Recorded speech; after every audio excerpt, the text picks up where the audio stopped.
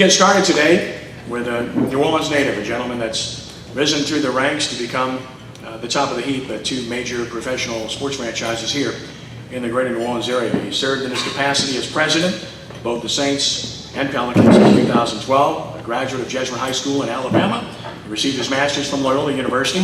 He's worked for the Saints since 1998, when he served as the franchise treasurer, and as mentioned, rose through the ranks to become vice president, senior vice president, and an executive vice president before moving into his current role. At 2-2, the Saints will host the Detroit Lions Sunday at noon in the Mercedes-Benz Superdome. Of course, the Pelicans with one more preseason game Friday night before they open their season a week from, what, today? That's right, a week from today, so a week away from the start of the season. Please give a very warm welcome to Mr. Dennis Lauscha. Dennis? Thank you, Kenny, and I want to first congratulate all of the winners today who are here at lunch with us. Congratulations on all of your athletics, but also your very impressive academics. So look forward to hearing and seeing really big things out of you guys. No pressure in the future. Also want to thank the staff here. Man, that food was good. I might get a couple of those bowls to leave, those boudin bowls. Anyway, thank you very much for that.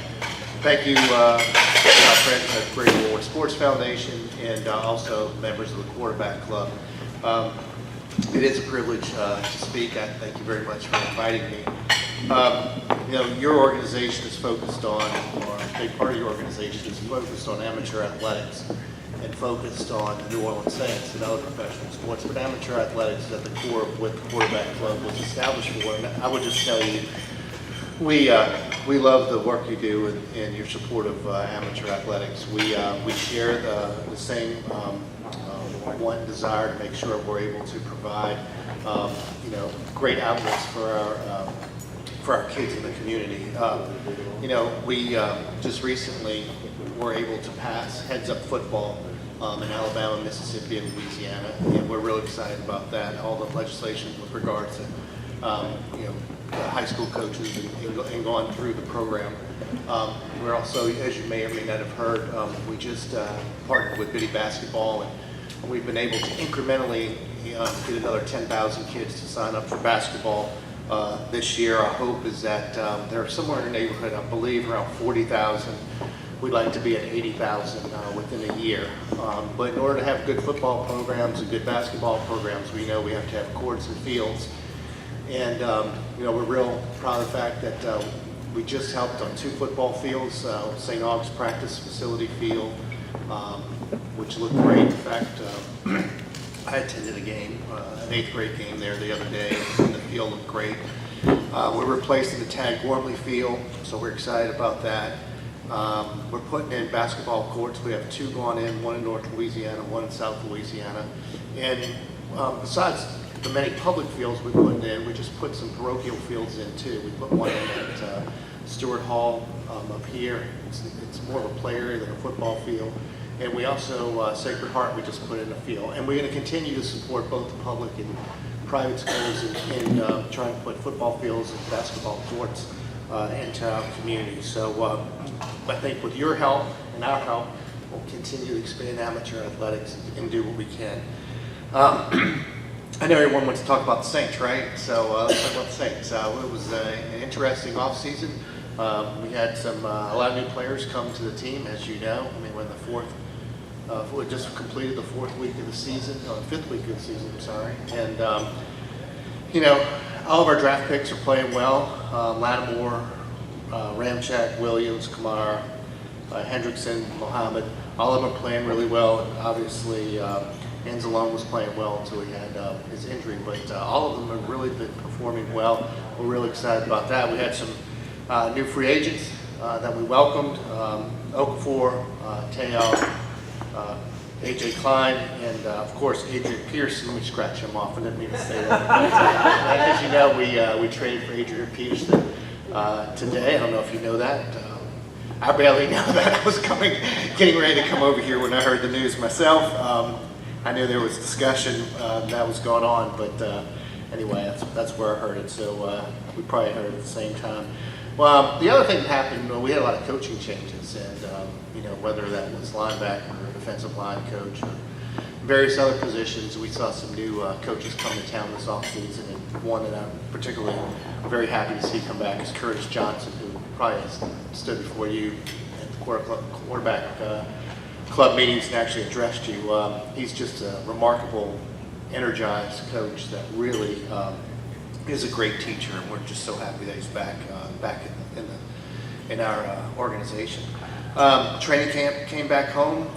We had record crowds this year. We did something new. We did ticketed, which we didn't know how that was going to go. Of course, it's free to get in, but it being ticketed actually worked like a reservation system, and we actually think it helped with crowds, and our feedback was very good. We're going to continue to look at that and see if we're going to do ticketed next year.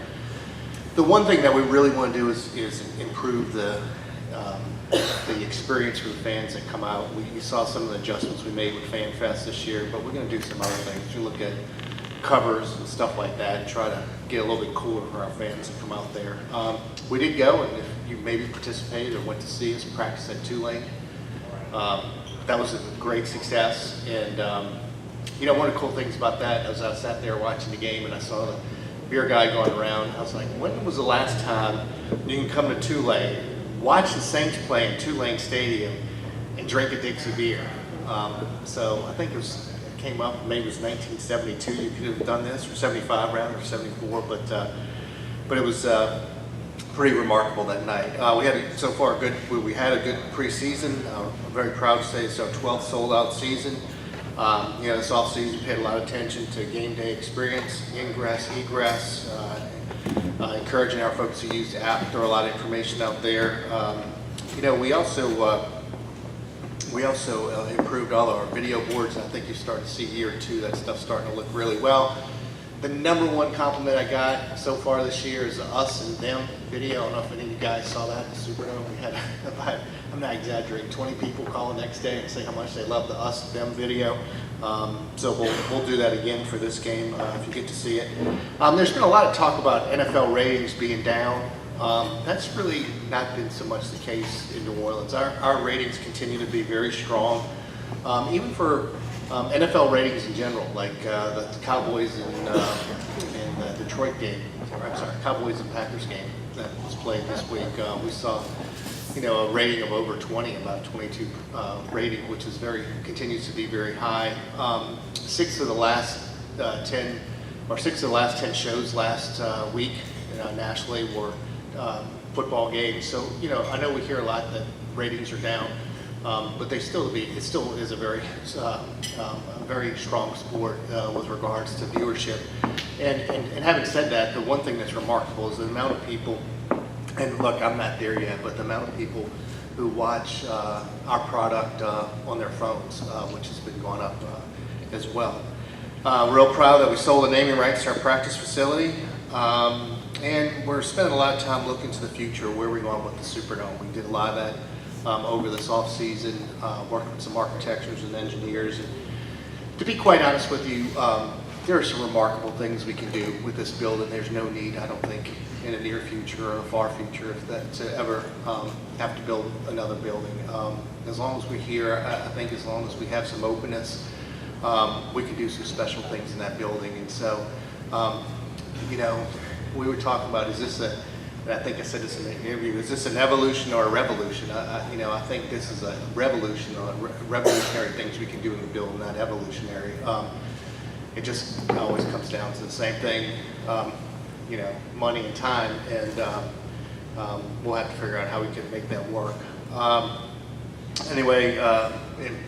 That for the most part, I really hit high level on things on the business side. We can talk about anything else that you want. Real quickly, I'll just mention what's going on the Pelican side. Again, good off season.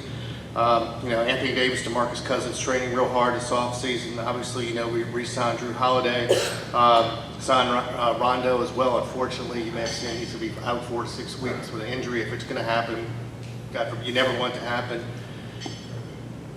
Best that it happens now, so hopefully he can recover for the bulk of the season. In the building, there is absolutely a sense of urgency to make the playoffs. I think from top to bottom, everybody understands how important it is to be a contender. It's in the front of everyone's mind. It's the earliest start to the NBA season since 1980, if you didn't notice. And as you mentioned, we're going to Start with Memphis on the road October 18th, and then we come back home. We have a lot of friends at the NBA. As you can see, we play Golden State and Cleveland in the next 2 games. So I don't know what we did to set them, but then they must not be very happy with us. Our customer service is a focus. We continue to focus on that.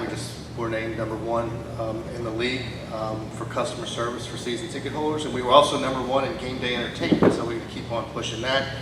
A very fast and growing market for us in basketball, which is very exciting for us, is Baton Rouge. Starting to see a lot more folks from Baton Rouge come down to our games. It's our fastest growing market outside of the New Orleans area right now, and we'll continue to focus on that area. You may have seen a lot of stuff over the off-season, our G League, the Gatorade League, or the Developmental League. We're in the process of talking to a number of cities about putting our Developmental League team in their community. Our expectation and hope was that we were going to keep the team in Louisiana. If we can't be in Louisiana, we want to keep it in the region. And I think that we're working to do that, and I think we certainly will accomplish at least keep it in the region. Let's see, very quickly, lastly, I'll just say, someone asked me about what about Dixie? That was another thing we did this off season. We bought the brewery because we thought it was important for our city. We wanted to continue to invest in our city, want to invest in properties, and continue to invest in organizations that can deliver economic development for our city and deliver, we call it a double or triple bottom line. I mean, obviously profit is important, but also what it can do for our city with regards to economic development and what we can do for jobs, and really can we build it and put it in a place where it really has a lot of impact with regards to production and manufacturing and bringing jobs to that area of town. So we're focused on that.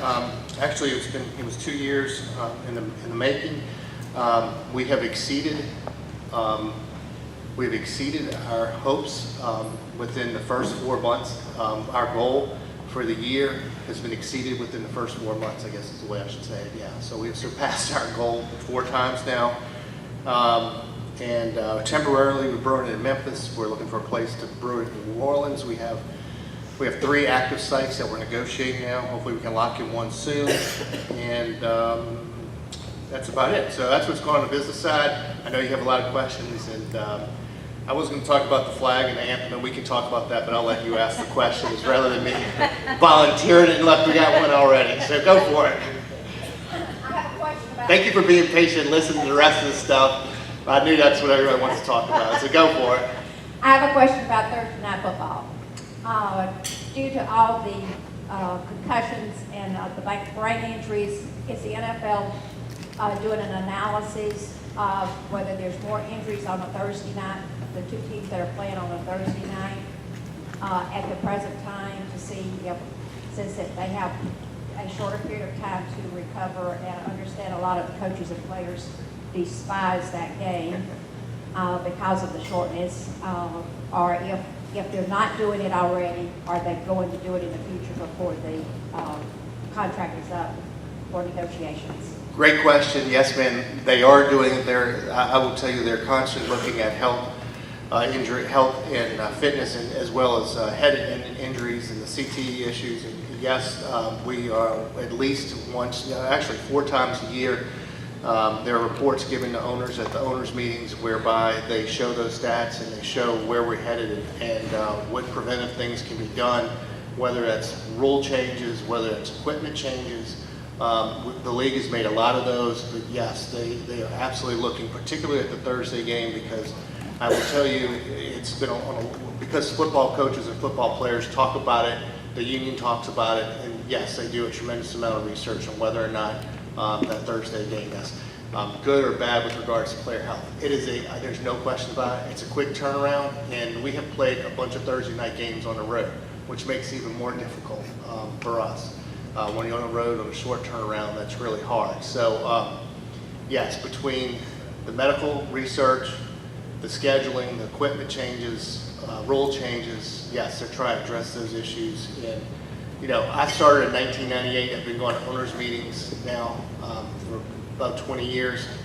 And I will tell you, the focus on health is gigantic. I mean, I would tell you we probably, in owners meetings, spend a good 25% at a minimum of the whole entire owners meeting talking about health and safety standards, and appropriately so. I don't want anyone to think that's not appropriate.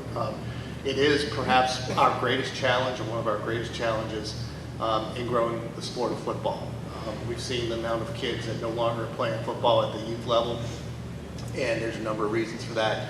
So we have to focus on how we can make it safer. Yes, sir. Hey, Dennis, Yeah. you spoke about your acquisition of the Dixie Brewery. And, Yes, sir.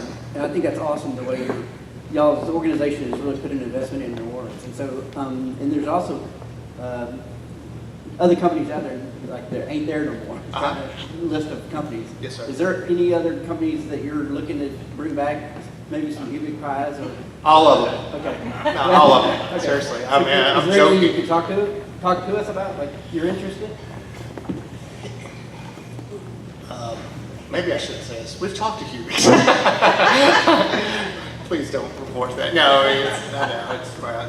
look, there are some really, really iconic brands in New Orleans, and we think that if you can put the right assets behind those iconic brands, and those assets being whether it's financial resources, whether it's human capital resources, whether it's marketing resources, advertising resources, we can bring this back. And we know, at least Mr. Benson knows, and I think our organization knows, is that our teams will only be as vibrant as this community is. So we have to constantly refocus and reinvest in this community. And we did it with Fox 8, we did it with Benson Tower, we did it with the Pelicans, we did doing it with Dixie. And yes, we're always looking.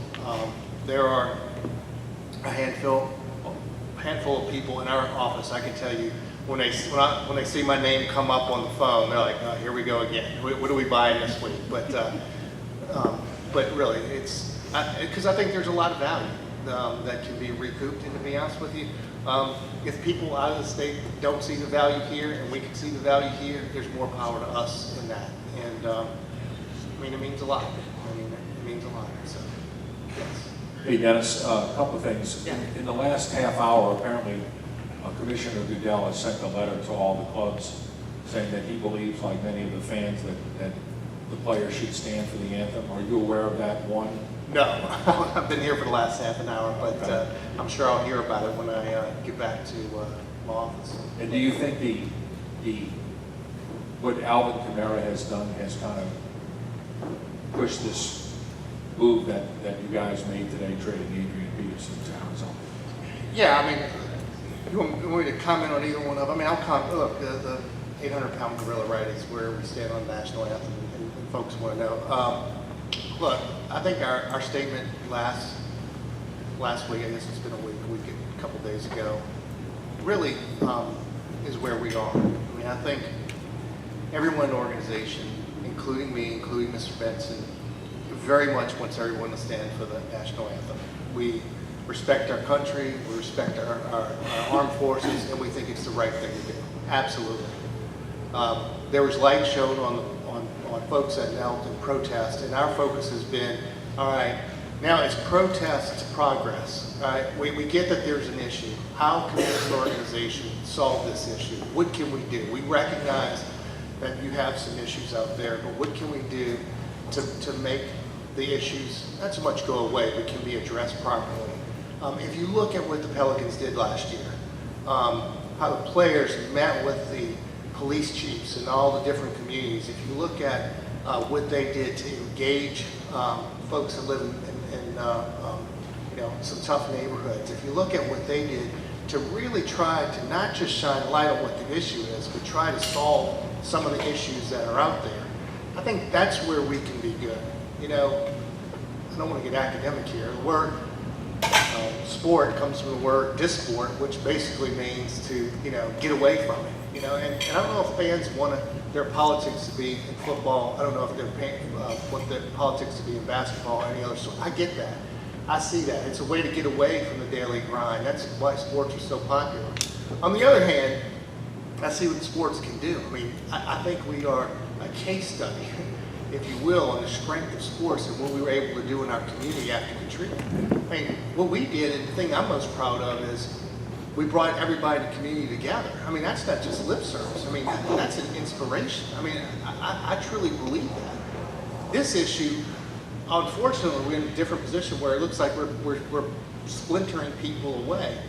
And we have to get a handle on that, and we want to be the people, the organization that brings people together. We have pressed the league.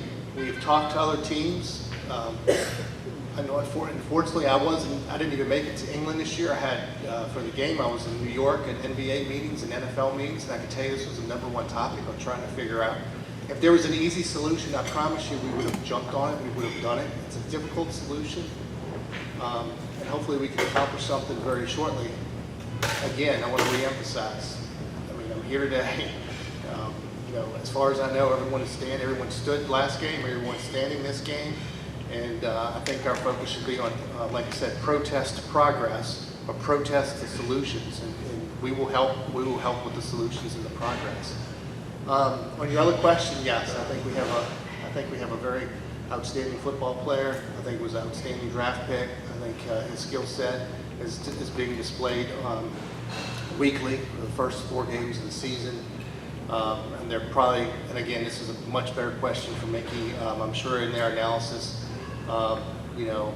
looking at the pros and cons of where we stand from the running backs solution, running backs the way we have them, I think they probably said, it was okay to get rid of Adrian and get something in return. And I think that was the discussion, the decision. But let me emphasize, I think the young man's having a really good football season for the first 4 games. So. You mentioned London. Yeah. Quick question about that. You're 2-0 there. Yeah. Yet, is it a good thing for an NFL team to be uprooted and sent over there? Or do you think that that's something that really ought to be looked at and maybe discontinued in the future? It depends on who you ask, right? I mean, if I ask a lot of football players and a lot of coaches around the league, they're going to say that it's absolutely very difficult and very tough, particularly in light of your questions about health and safety and rest. I mean, we spent a lot of time on rest. Research this year to decide whether to go up early, go up late, sleep research, the whole 9 yards, so that we can be ready for the game. We've decided to go up twice early, a full week. Sean feels very strongly that, and again, the research says that that's probably the best way to do it. Having said that, the game is doing very well in America, and there are a lot of people in the league who believe that it should be exported to other areas, and that England and London is the best place to go in order to gain a foothold, in order to do well in expanding the game. Having said that, I would also say that if you look at strictly television ratings in England, in London, England, you'll see that they've gone up significantly since we began playing. For us, looking just at the New Orleans team and New Orleans market, I would argue that there are other communities around the world that are better suited for us. If you look at our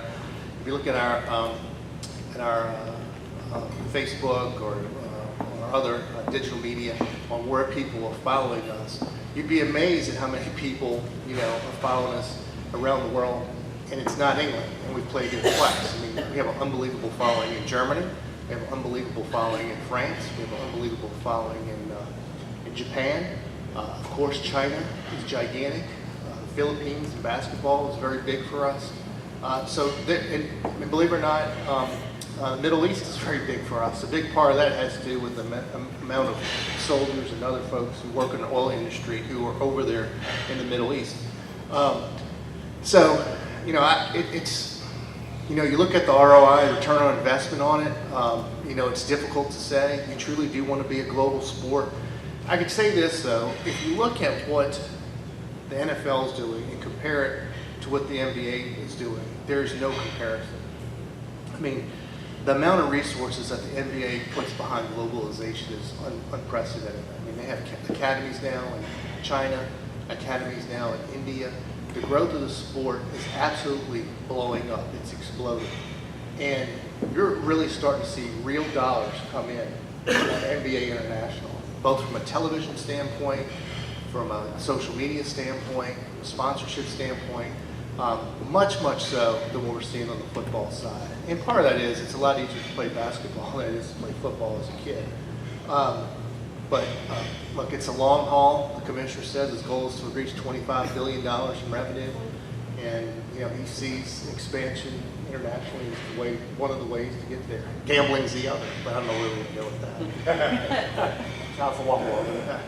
Yes, sir. Mr. Dennis, I'm glad that you were open and honest about what the protest is, but the two questions I have. Sure. One, when y'all are trying to rebuild the brewery, are you going to try and build it as much as you can to replicate the old one that was on Tulane Avenue? And the second question is, do you and Mickey have to talk to each other? Because what I know about business can fill a thimble. Since you are president and he's general manager and there's only one pool of money, how much do you all need to coordinate to be sure that you don't burn up Mr. Benson? All right, well, let me start with the easy one, Dixie Brewery. Now, the Dixie, good questions, I'm joking. The Dixie Brewery, look, what we want to do, and again, I'm going to ask you this question, and I'm not being rhetorical, I'm just engaging you a little bit. Have you seen some, and I'm not asking, just maybe shake your head, have you seen some of the new breweries that are being built around the country? I mean, some of the new breweries that are being built around the country are really engaging in what they do. They try to engage the community, whether or not there's an amphitheater where the brewery is, whether or not there's a gigantic tasting room as a component, whether or not there's a restaurant. Restaurant's a little tougher to state because of ATC rules and regulations, so we have to be comfortable with. But what the brewery is going to look like and how it eventually comes about is going to be kind of determined by where we're going. But we would like to incorporate all those things to make it a little bit more of a community asset than just a manufacturing facility.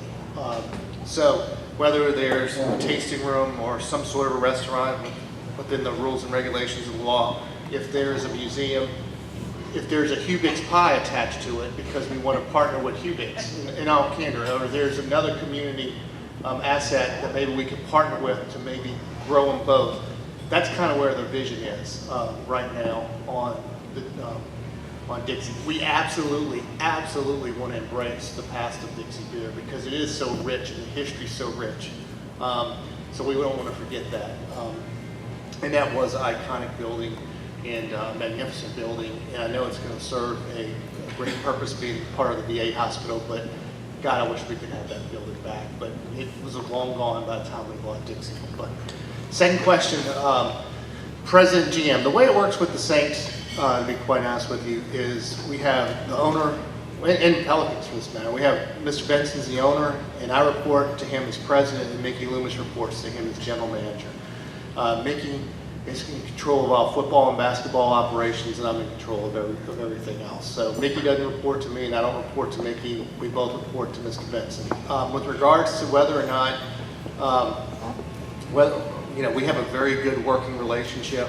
I, for the most part, don't tell him who and what players to pick, and he doesn't tell me, what to do for game day entertainment. Now, we work very closely together.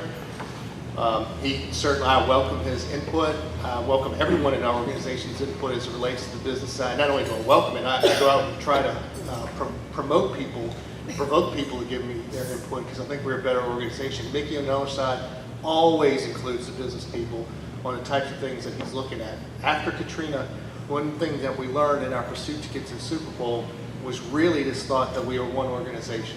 I know this sounds crazy to people who are sitting out there, but I could probably name you. Used to be a lot worse. There's probably still a good handful, 2 handfuls of organizations across the NBA, NFL, Major League Baseball, whatever, where the business side of the operation doesn't talk to the sports side of the organization. They sometimes literally put up walls between those. And we as an organization believe that's the worst thing that you could possibly do. So we have, again, he's responsible for his things, I'm responsible for my things. We work very closely together. Finding all budgeting, everything else is done together. That's how we make sure that we can meet the payroll every other week. So, is that it? No. Thank y'all very much.